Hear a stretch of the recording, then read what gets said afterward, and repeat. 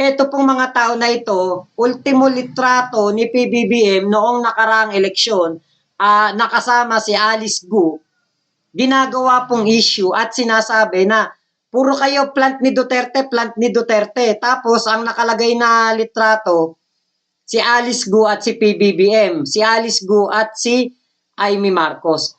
Panahon ng kampanyahan yan Nangangampanya ang mga national re-electionist sa bawat bayan ng ating bansa. Bawat bayan, pinupuntahan nila yan kung saan merong schedule para sila'y mangampanya, sila ay magkaroon ng sortie, magkaroon ng rally, campaign rally. Diba? Kung meron mang litrato si PBBM at si Alice Gu, wag niyong kakalimutan, itong eleksyon na ito, panahon pa ito ni Duterte. Diba? Dapat nga tayo, questionin natin si Duterte. Paano nakapasok ang isang Alice Gu sa pagka-mayor, nakakandidato pagka-mayor, samantalang ito'y questionable ang kanyang mga papeles, questionable ang kanyang pagkatao. Tapos, ito pa matindi. Panahon ni Digong, maluwag na maluwag siya sa mga incheck. Diba dyan nga yung pagkakataon, pinapasok niya ang Pogo. Pinapasok niya yung mga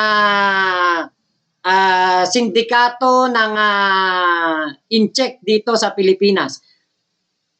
Namayagpag po ang mga incheck noong panahon ni Digong. Di ba nga sa Maynila merong nahuli itong si Yorme Isko Moreno. Alam ko pinasara niya yung tindahan na yon ng isang incheck na nakalagay na ang Pilipinas ay province of China. Nahuli ni Yorme yun, yung incheck na yon na parang ewan ko kung yung etiketa ba o yung plastic o yung product na kanyang binebenta, may nakalagay, made in Philippines, province of China. Pinasara ni Yorme yun.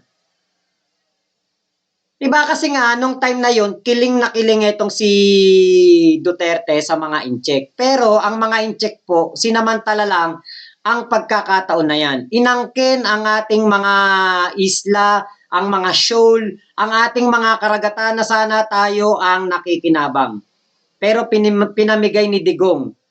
Nakipag-status ko siya, gentleman agreement, na ang naging resulta, yung mga kababayan nating mangingisda na sanang sila ang nakakahuli ng mga galunggong, bangos, at tuna dyan sa West Philippine Sea, ang nakakahuli ay itong mga Chinese fisherman. Ang resulta, mura ang lamang dagat doon sa kanila. Dito sa atin sa Pilipinas, mahal ang mga lamang dagat. Tapos sasabihin, ito, si PBBM daw sa litrato na ito na pinapakita ni Crisette Laureta Chu. Puro kayo plant ni Duterte, plant ni Duterte. Tapos may litrato nitong si PBBM at Alice Gu. Medyo kabobohan na talaga ang kanilang pag-atake. Bakit? Nauubusan na nga po kasi sila ng maibibintang kay PBBM. Kahit naman sinong politiko po na may gusto nga pumasok sa politika at kahit saan po ito na mangyari na mga rally, di ba? Kahit nga sa Batang Paslit nagpapa-selfie ang mga kandidato. Di ba?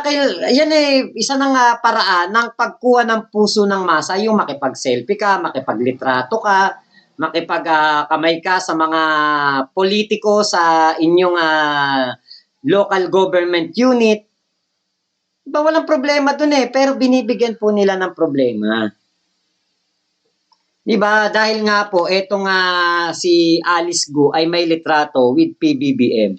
Tapos itong si Alice Gu na merong questionable na pinanggalingan ay mas lalong nanaisin na magkaroon ng litrato kasama po ang kahit sino mang national politician. Tulad nila Senator Amy, ni Digong, ni Harry Roque, ni PBBM.